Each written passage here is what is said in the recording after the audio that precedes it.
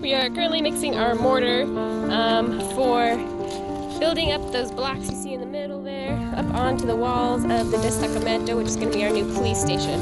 So we have 54 shovelfuls of sand and 1 bag of cement.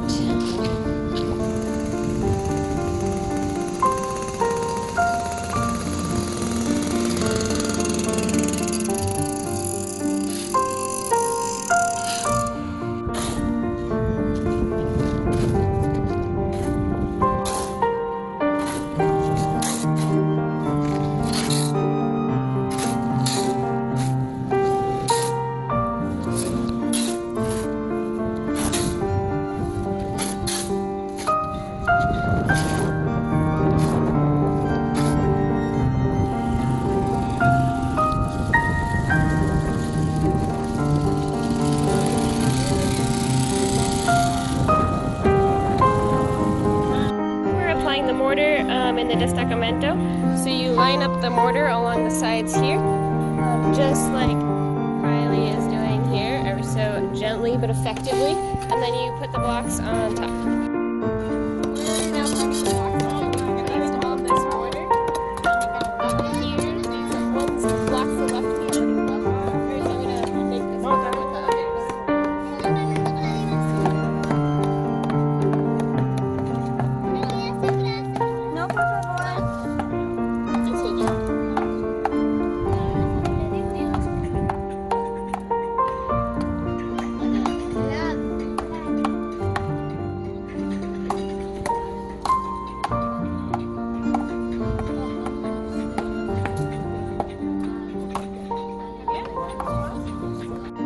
What are you doing right now?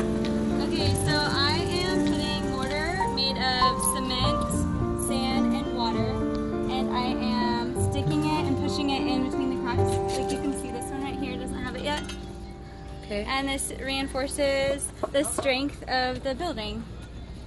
Alright, cool. That's really cool. And now we'll show you what we're going to fill the blocks with.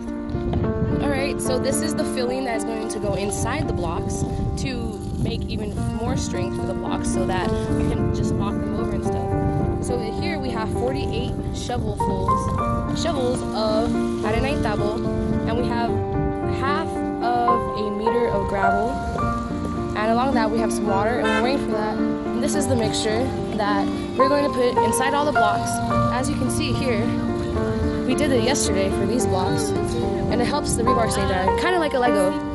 You put the mix in here so that when you add the next blocks, it's kind of more like Legos, and it helps with the structure and keep it solid.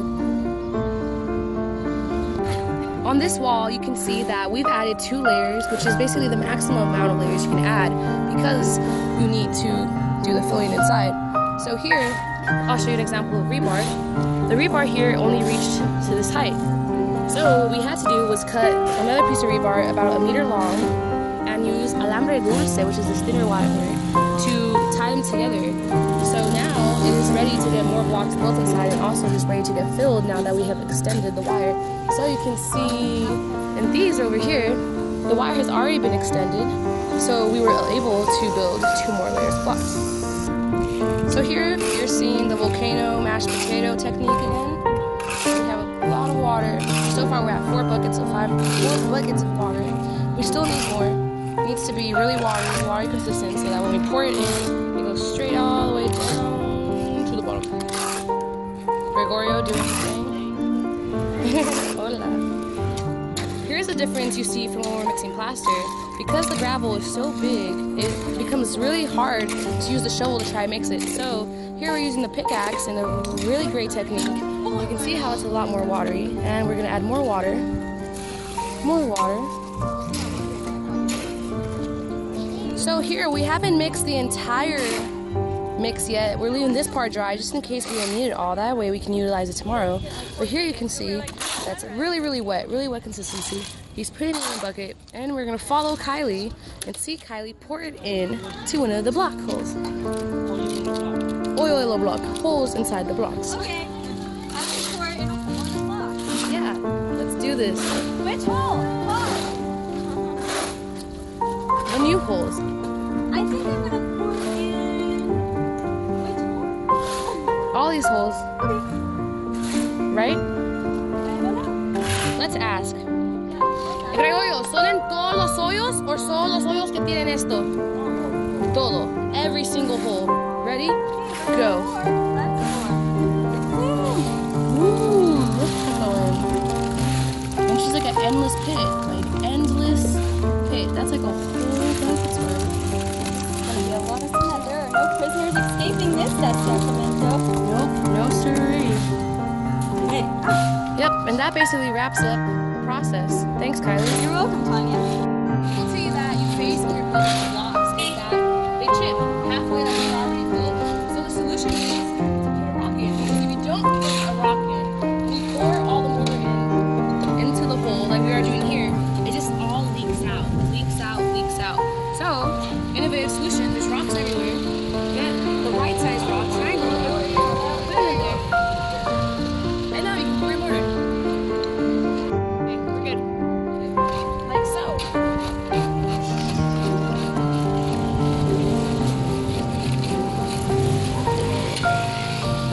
As you can tell, no mortar is coming out.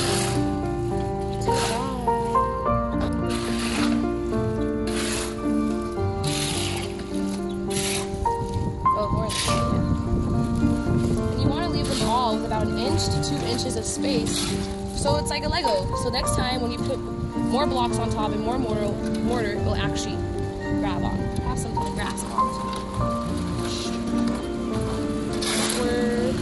Awkward. That's super awkward. What is it? Ooh, another difficulty. Pouring mortar into where your rebar is. You should probably use gloves and not your hands. Definitely not, or else your fingernails might fall off.